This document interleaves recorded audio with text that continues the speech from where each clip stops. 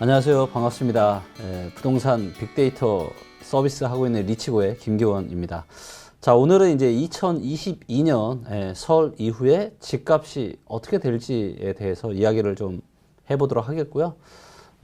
아직도 많은 이제 분들이 설 이후에 또 좋아질 거다. 대선 이후에 부동산 시장이 또 좋아질 거다. 이런 이야기들을 좀 많이 하고 계시죠. 근데 미래에 어떤 일이 일어날지는 그 누구도 정확하게 알 수는 없죠. 하지만 다양한 데이터를 근거로 해서 전망을 한번 해보도록 하겠고요. 언제라도 틀릴 수 있다라는 그런 겸허한 마음으로 하고 있고요. 그리고 이제 각자의 재산이 걸린 굉장히 중요한 문제잖아요. 그렇죠? 근데 이거를 누구 말이 맞네, 누구 말이 틀리네 이런 게 중요한 게 아니고요. 각자의 책임하에 각자의 인생을 사는 겁니다. 그리고 저는 인간이 아닌 데이터에 근거해서 저는 전망을 하고 있고, 또 이 전망대로 저도 실제로 포트폴리오를 준비를 하고 있고요. 그리고 무엇보다 중요한 건 이게 알아맞추기 게임으로 가는 거는 굉장히 위험한 것 같습니다. 무슨 얘기냐면 집값이 오를 것 같으니까 나는 막 집을 사고, 그리고 집값이 떨어질 것 같으니까 또 팔고, 뭔가 이제 자산 시장이 오르고 내리고 이걸 알아맞추기 게임을 하면 언제라도 틀릴 수 있거든요. 그리고 그 어떤 전 세계 최고의 전문가도 다 틀릴 수 있습니다. 근데 알아맞추기 게임으로 가면은 굉장히 힘들어지죠. 그래서 중요한 건 뭐냐면 전망을 하지만 내 전망이 틀려도 나의 전체적인 자산에는 문제가 없게끔 준비를 하는 게 중요합니다. 예를 들면 데이터로 바라보기에는 지금 굉장히 변곡점을 지나섰고, 앞으로는 꼬꾸라질 일밖에 없는데, 만에 하나, 안 그렇게 될 수도 있잖아요. 계속 올라갈 수도 있잖아요. 또다시 코로나와 같은 일이 생겨서 또다시 전 세계에 엄청난 유동성이 풀릴 수 있고, 또 금리도 또 급격하게 내릴 수도 있고, 극단적인 예를 들면. 그렇기 때문에, 근데 만약에 내가 예상하는 것과 반대 일이 펼쳐졌을 때 과연 나한테 어떤 일이 발생할지를 한번 고민을 해보시고요. 내가 예상하는 것과는 다르게 반대 일이 펼쳐졌을 때 큰일 난다. 그러면 돼요, 안 돼요? 그러면 안 되는 거죠. 그렇기 때문에 누구라도 언제라도 언젠가는 틀릴 수 있기 때문에 반드시 중요한 건 내 전망이 틀려도 괜찮게끔 자산 포트폴리오를 준비하는 게 너무 중요하고요. 그래서 자산이라는 거는 결국에는 불리는 것도 중요하지만 손해를 보지 않는 거, 이게 훨씬 더 중요하다는 거를 명심을 좀 하셨으면 좋겠고요. 저는 개인적으로 올라도 좋고 내려도 상관없습니다. 저는 그렇게 되어 있고요. 자, 먼저 이제 지역별로 부동산 시장이 지금 어떤지를 데이터로 좀 보도록 하겠고요. 자, 첫 번째 보여드릴 데이터는 뭐냐면 이제 한국 부동산원이 공개를 하는 데이터가 여러 가지가 있는데, 실거래 가격, 그래서 실제 거래가 된 가격들을 가지고 한국부동산원에서 통계비법을 적용해서 만든 게 뭐냐면 바로 실거래 가격 지수라고 하는 게 있습니다. 그래서 실제 거래된 데이터만을 기준으로 하고 있기 때문에 부동산 시장을 아주 이제 정확하게 보여주는 중요한 지수 중에 하나라고 보시면 되고요. 다만 조금 아쉬운 거는 지금 이제 2월 달인데 가장 최신 데이터가 12월 달에, 왜냐면 이제 모든 실거래가가 신고되고 난 이후에 이 통계가 집계가 되기 때문에. 자, 그래서 보시면 지금 이제 세종 같은 경우는 21년 초에 고점을 찍고, 그죠? 그리고 21년 5월 이후로부터 계속 지금 떨어지고 있죠. 그리고 최근에는 세종의 하락세가 굉장히 가팔라지고 있는 이런 모습들이고요. 경기도도 언제죠? 12월이니까 11월, 10월. 10월에 2021년 실거래가 기준으로 10월에 고점 찍고 11월 떨어지고 있고 12월도 떨어지고 있습니다. 인천 같은 경우는 11월에 고점 찍고 떨어지고 있고, 서울도 10월 달에, 작년 10월 달에 고점 찍고 떨어지고 있고, 대전도 떨어지고 있고, 부산도 떨어지고 있고, 대구도 떨어지고 있어요. 자, 제가 이제 2021년 1월에 출간된 제 두 번째 책, 빅데이터 부동산 투자 2021 대전망에 제가 말씀드렸죠? 서울, 경기, 그 다음에 대구, 대전, 이런 고평가된 부동산 지역의 변곡점이 21년 하반기와 22년 상반기 어느 즈음에 올 거다라고 제가 전망을 했고, 10월 9일 날 제가 글을 올렸죠. 예, 그 변곡점이 왔다. 그리고 보시는 것처럼 지금 아니나 다를까 10월달 이후로 계속 지금 떨어지고 있습니다. 예, 이게 정확한 팩트입니다. 자, 반면에 제가 여전히 또 괜찮다라고 이야기하는 지역들이 있죠. 거기가 어디죠? 충북, 충남, 경남, 경북, 전북, 강원도, 제주. 자, 이 지역들은 여전히 어때요? 자, 지금 보시면 충북 계속 올라가고 있죠. 광주 계속 올라가고 있죠. 강원도 계속 올라가고 있고, 충남 계속 올라가고 있고, 전북도 계속 올라가고 있고요. 울산은 약간 지금 아주 미세하게 조금 떨어진 걸로 보이고, 경북은 또 12월 달에 아주 약간 정말 뭐 거의 비교되지 않을 정도로 아주 약간 떨어졌고, 경남은 조금 떨어졌고요.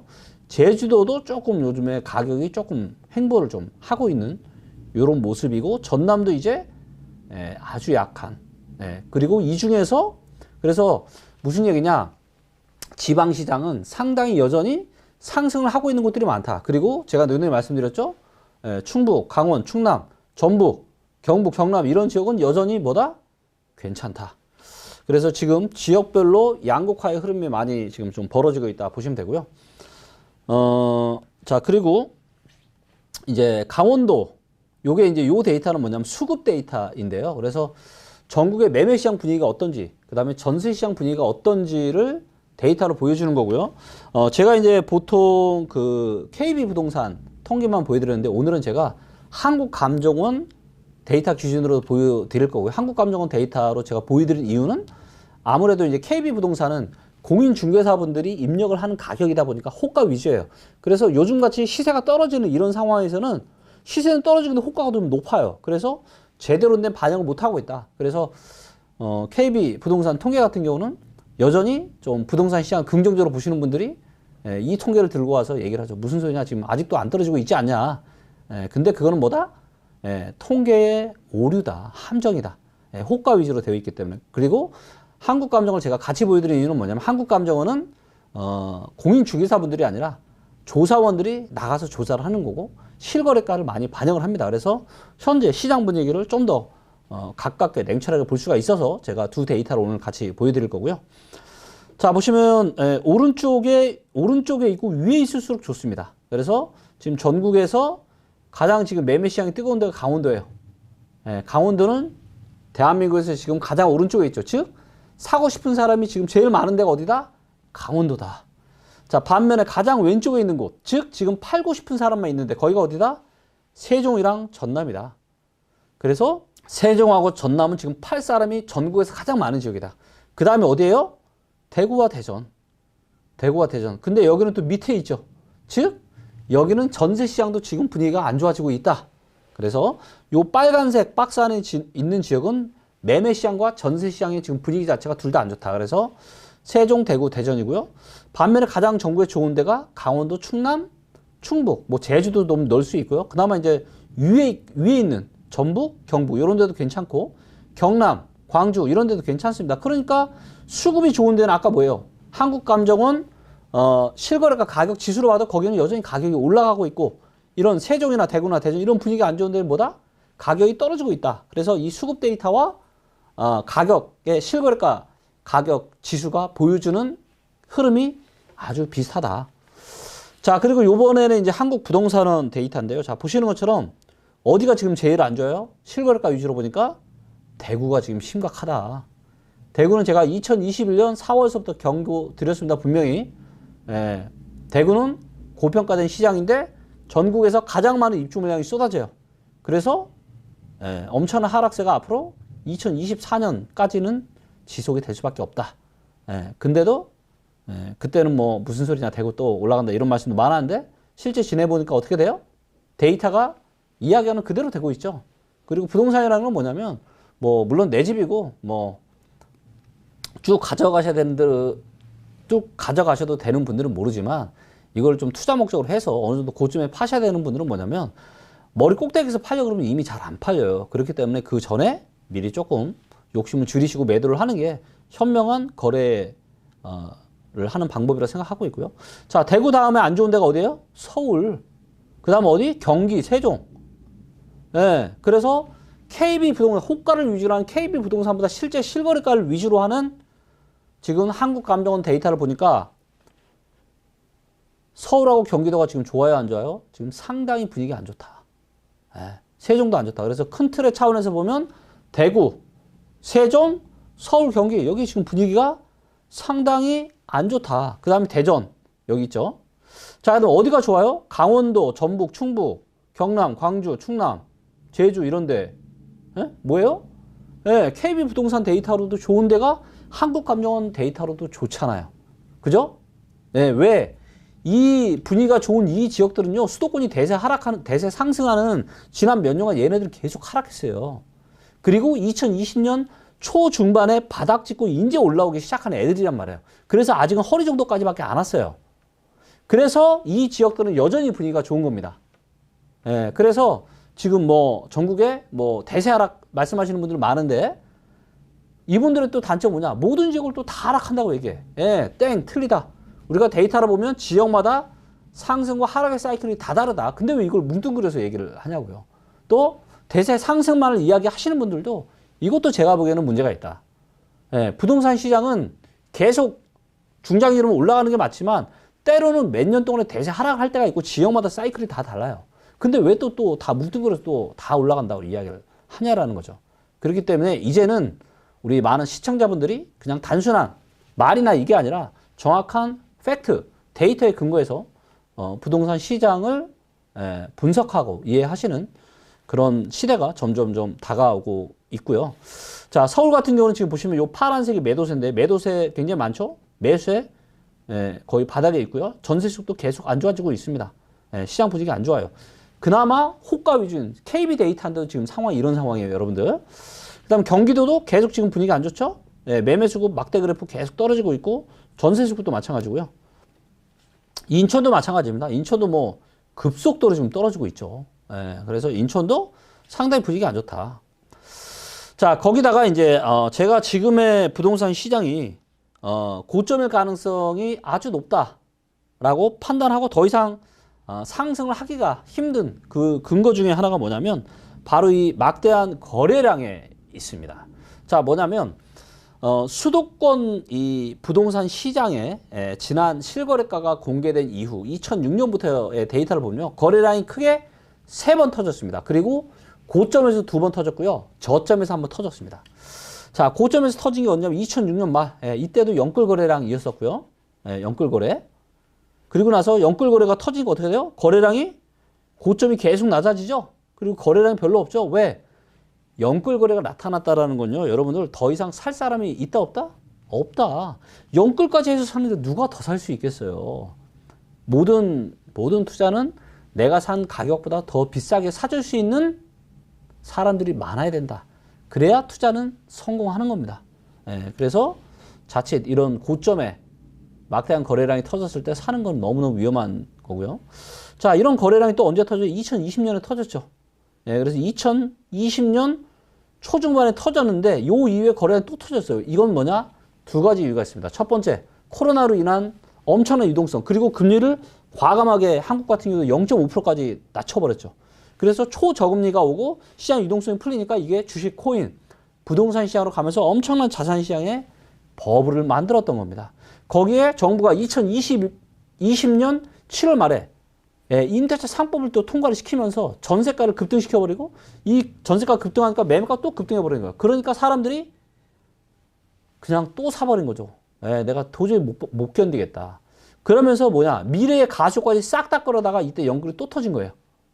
자, 그러니까 지금 2008년 같은 금융위기가 아님에도 불구하고 거래량이 어때요? 지금 수도권에. 지금 12월 달 기준으로 6,356건인데요. 요 파란색 선 그은 게 6,456건입니다. 지난 실거래가 공개된 이후로 이렇게 실거래가 작았던 적은 언제밖에 없다? 금리위기가 터졌을 때 가장 심각할 때밖에 없다. 그만큼 지금 문제가 심각하다. 금리위기 터진 것도 아닌데 지금. 역대급 거래 절벽이다. 왜? 살 사람이 없기 때문에 그런 겁니다, 여러분들. 아니, 한번 생각해 보세요. 앞으로 금리 올라가죠. 대출도 안 해주죠. 지금 산다? 살 사람이 없는 겁니다, 여러분들. 뭐 대출 규제 풀릴 것 같아요? 설사 만에 하나 풀린다고 해도 살 수 있는 여력이 있을 것 같습니까, 여러분들? 한번 곰곰이 잘 생각해 보세요. 그리고 아까도 제가 서두에 말씀드렸다시피 데이터도 틀릴 수 있어요. 하지만 여러분들이 진짜 곰곰이 한번 상식적으로 생각을 해 보시길 바라겠고요. 자, 그 다음에 광역시 같은 경우에도 어때요? 고점에서 거래량이 터졌습니다. 그리고 역대급 지금 거래 절벽. 이렇게까지 거래량이 작았던 적은 지난 실거래가가 공개된 2006년 이후 거의 없었는데 지금 거래 절벽이 또 왔고요. 고평가된 광주, 대구, 대전, 부산 요 네 군데. 자, 그런데 상대적인 저평가지요. 아까 수급이나 가격이 여전히 괜찮은 지역들이 있잖아요. 강원, 경남, 경북, 전북, 충남, 충북. 여기는 뭐다? 2020년 초중반에 바닥 찍고 상승한 거예요. 예, 이때 바닥 찍고 올라갔다고요. 바닥 찍으면서 거래량이 늘어났어요. 이거는 뭐예요? 상승의 신호탄. 예. 그리고 여전히 거래량이 어때요? 역사적인 지난 2006년 이후에 거래량과 거의 유사해요? 안 유사해요? 거의 유사합니다. 별일이 없다. 예. 그래서 지방시장은 여전히 모든 지방은 아니지만 저평가 지역의 이 지방들은 여전히 거래도 활발하고 가격도 좋고 수급도 좋고 그리고 앞으로 어떤 일이 있어도 이 지역들은 뭐다? 여전히 실수요자 분들이 접근하시기에 좋은 시장이다. 얼마나 좋아요, 여러분들. 데이터로 보면 그냥 사람을 엑스레이 찍어서 보듯이 다 보입니다. 다 보여요. 저는 제가 2016년부터 제가 데이터를 연구를 해왔잖아요.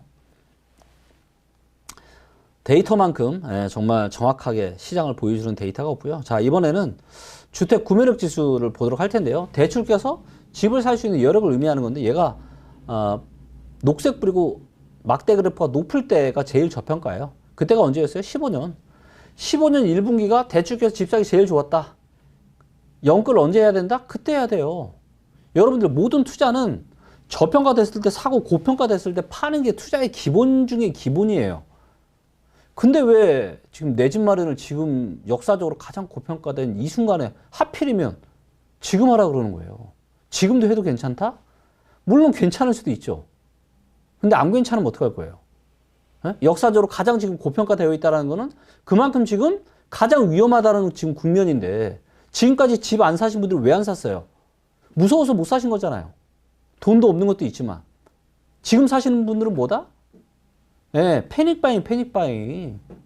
계속 올라가는 걸 너무 두려우니까 사는 건데 그렇게 하는 거는 정말로 여러분들을 위험하게 만들 수 있습니다. 여러분들 인생을 정말로 위험하게 만들 수 있는 그런 의사결정이니까 정말 조심하셔야 되고요.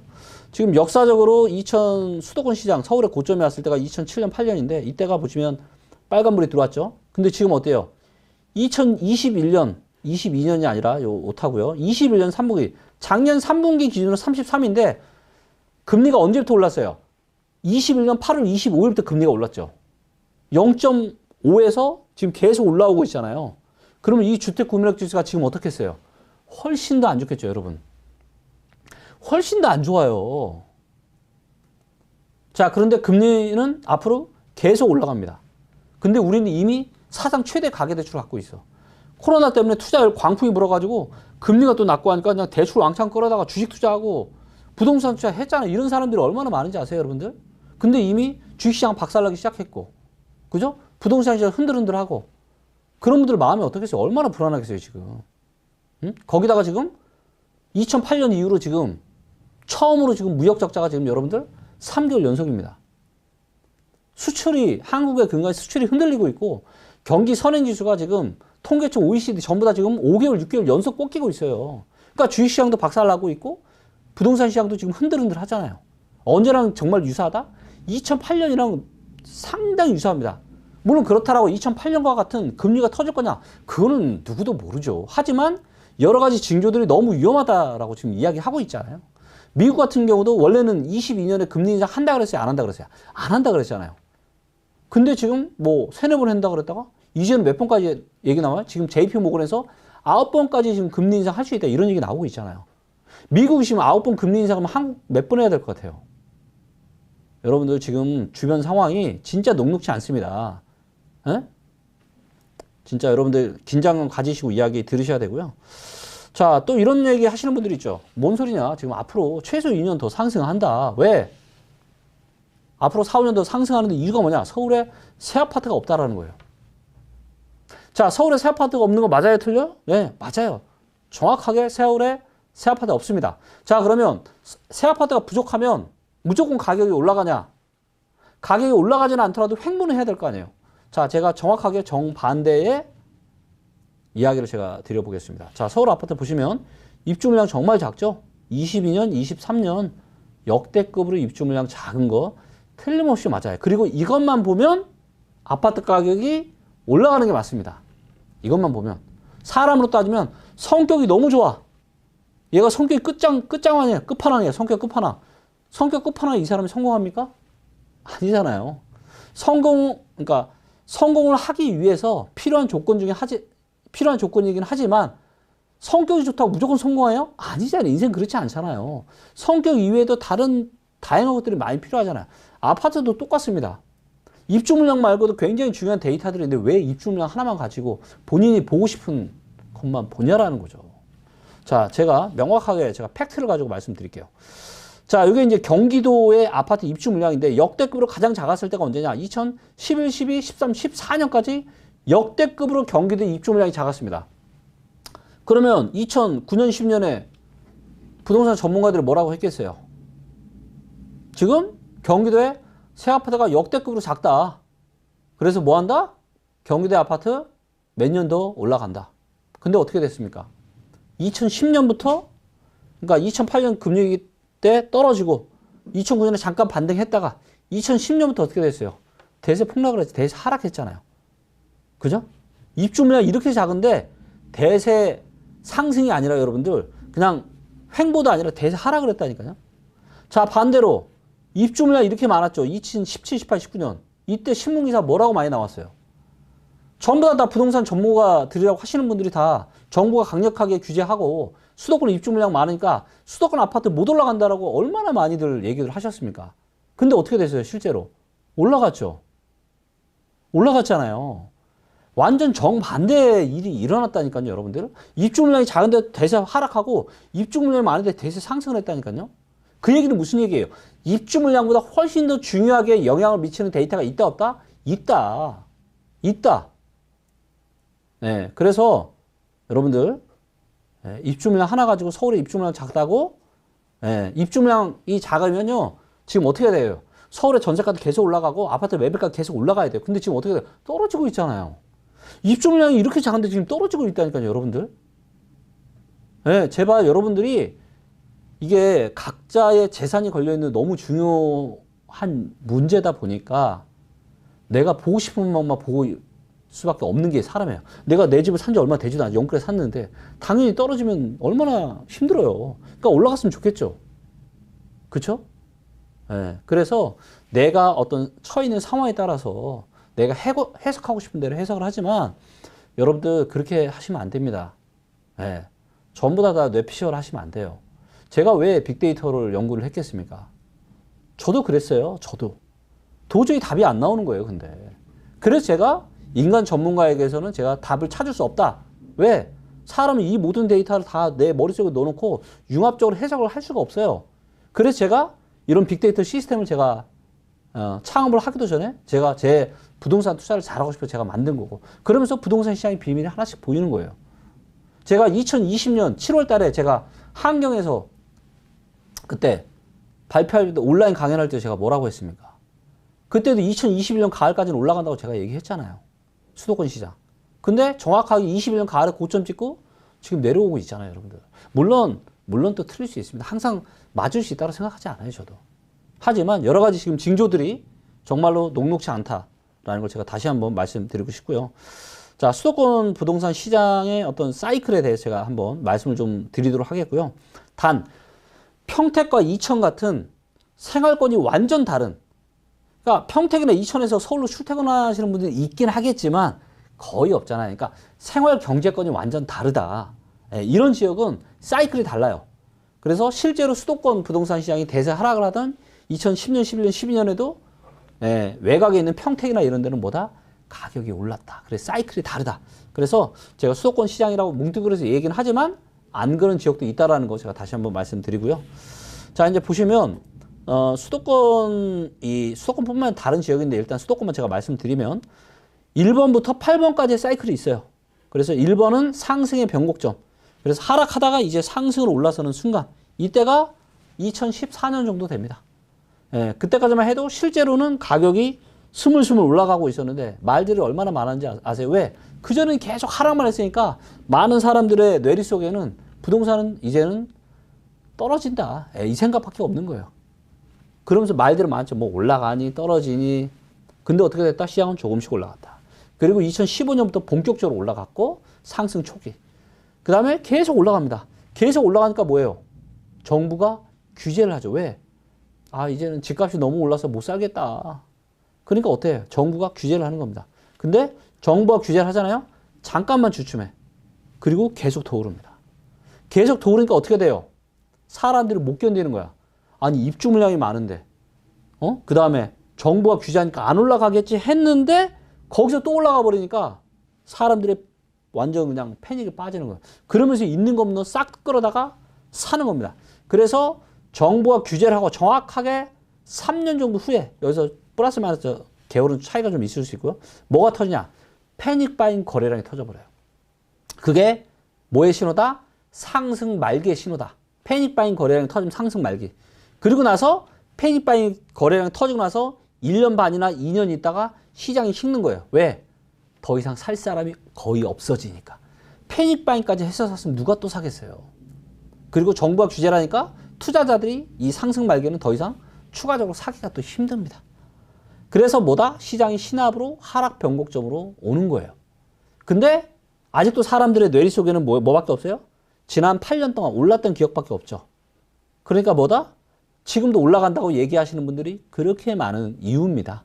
하지만 시장은 신압으로 조금씩 지금 에너지가 하락 쪽으로 이동을 하고 있고요. 자, 그러면서 하락 초기가 본격적으로 시작이 됩니다. 그리고 계속 하락을 하니까 이번에는 정부가 어떻게 돼요?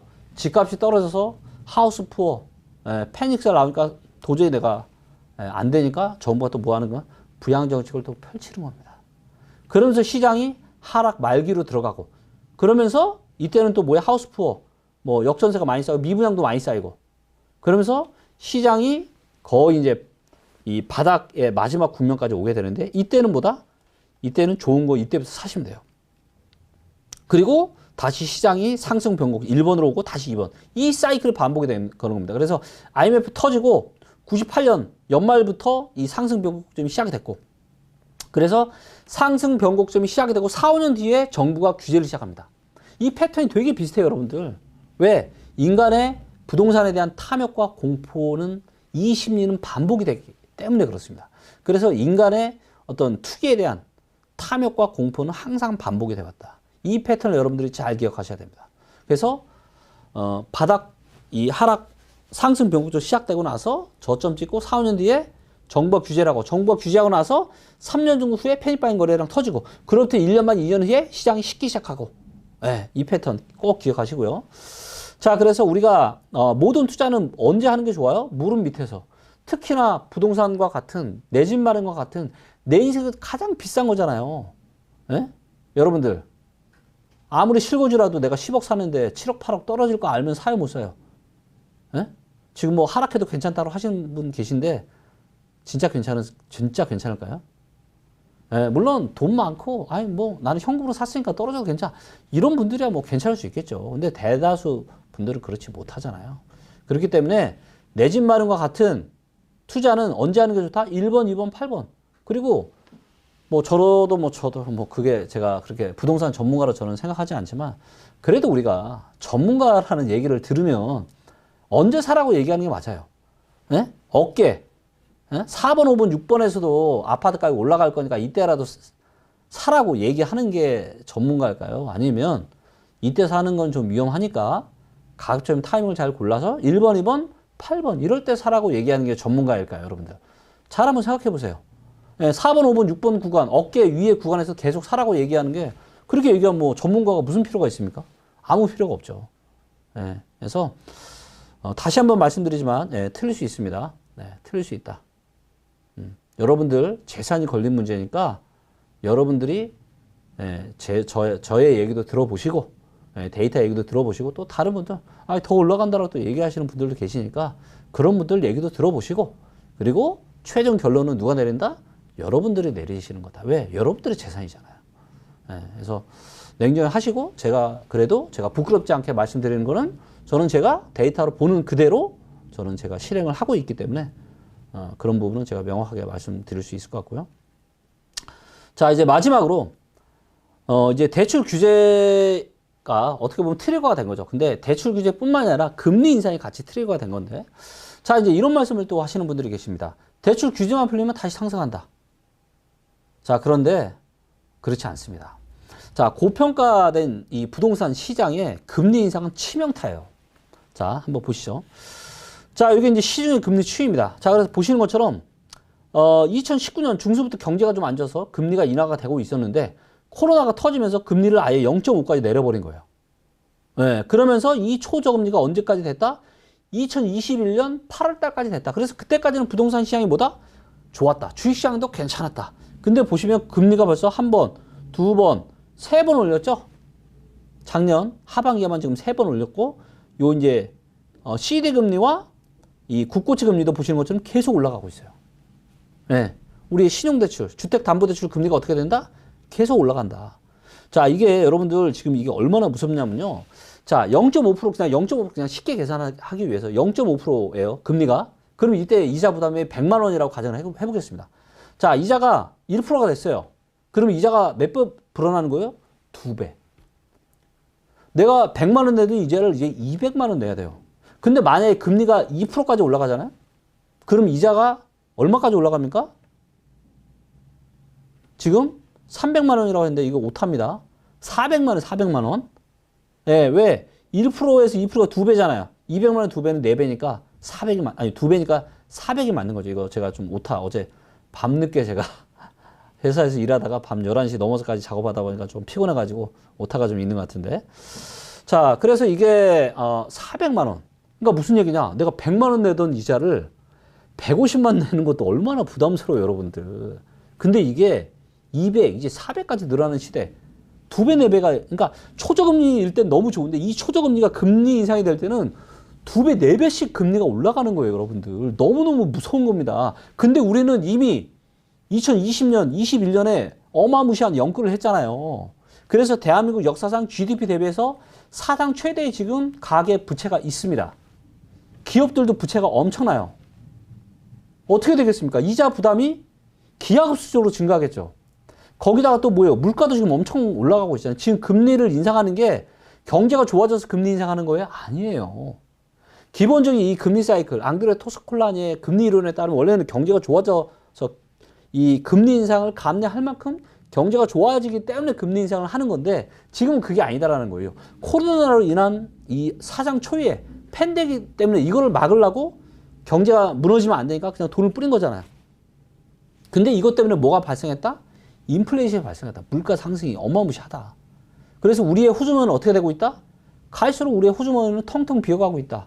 에? 우리가 밖에서 외식하는 거 소주 한 잔 먹고 치킨 하나 시켜 먹고 이게 지금 계속 비용이 늘어나서 안 그래도 호주머니 줄어드는데 이자마저 지금 뭐다? 이자 부담마저 기하급수적으로 늘어난다. 에? 근데 이런 상황인데 지금 자칫 잘못하면 금융권도 타격인데 금융권에 지금 대출 규제 완화하겠습니까? 완화해봤자 얼마나 완화해 줄 수 있을까요? 설사 완화해준다고 쳐도 그런 막대한 이자 부담을 감내하고서라도 투자하실 수 있겠어요? 그런 분이 얼마나 있을까요?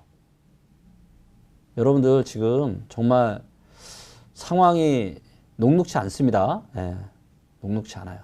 그래서 지금은 분명히 연끌까지 해서 이렇게 뭔가 분위기에 휩싸여서 그런 중요한 의사결정을 할 때는 절대로 아닌 것 같고요. 지금은 여러분들이 상당히 보수적인 그런 스탠스를 취하셨으면 좋겠고, 그리고 시간이 지나면 뭐다? 역사는 반복이 된다. 또다시 아까 말씀드렸던 1번, 2번, 8번 그런 구간, 무릎 밑에서 살 수 있는 구간이 온다, 안 온다? 온다. 그럼 우리가 지금 해야 될 건 뭐예요? 분위기에 휩싸여서 지금이라도 사야 되나? 이게 아니고 정말로 지금부터라도 공부하는 거죠. 네, 공부해야 됩니다, 여러분들. 네? 좋은 직장 가기 위해서 네? 그렇게 공부를 수십 년 동안 하고 어마무시한 시간, 돈 다 쏟아붓는데 직장 좋은 직장 내 친구들보다 좀 더 많이 연봉 뭐 몇천 더 받는 게 중요해요. 부동산에 대한 의사결정 한 번 더 잘하는 게 중요해요. 부동산에 대한 의사결정 한 번 더 잘하면 훨씬 더 중요한 의사결정. 이거 한 번 잘하면은 정말 근로소득과는 말도 안 될 그런 또 수익을 얻을 수가 있잖아요. 그럼 뭐 해야 돼요? 공부해야죠. 공부해야 됩니다. 그래서 제가 이제 진짜 말씀드리고 싶은 거는 여러분들이 너무 이렇게 요즘 뭐 워낙 이제 투자가 대세인 시대고 너무 이런 게 많다 보니까 너무 투자 쪽으로 많이 오리엔티드 이게 많이 이제 좀 쏠려 계신데 이거보다는 진짜로 중요한 건 뭐냐면요. 나에 대한 투자입니다. 나에 대한 투자. 네, 나의 성장과 발전에 투자를 하는 거예요. 그러면 자연스럽게 따라옵니다, 여러분들. 그리고 모든 투자는 상식적인 상식의 편에 서서 생각하시면 되고요. 그래서 오늘 제가 조금 안타까운 마음에 혹시라도 지금이라도 이렇게 패닉 바잉 하시는 분들 제가 계실까봐 그런 우려스러운 마음에 왜냐면 너무 안타깝거든요. 그래서 제가 조금 오늘 좀 열강을 좀 한 것 같습니다. 자 다시 한번 마지막으로 틀릴 수 있으니까 저도 다양한 의견들 잘 들어보시고요. 아무쪼록 저는 앞으로도 여러분들에게 도움되는 그런 내용들 데이터에 근거해서 꾸준하게 연구하도록 하겠습니다. 감사합니다.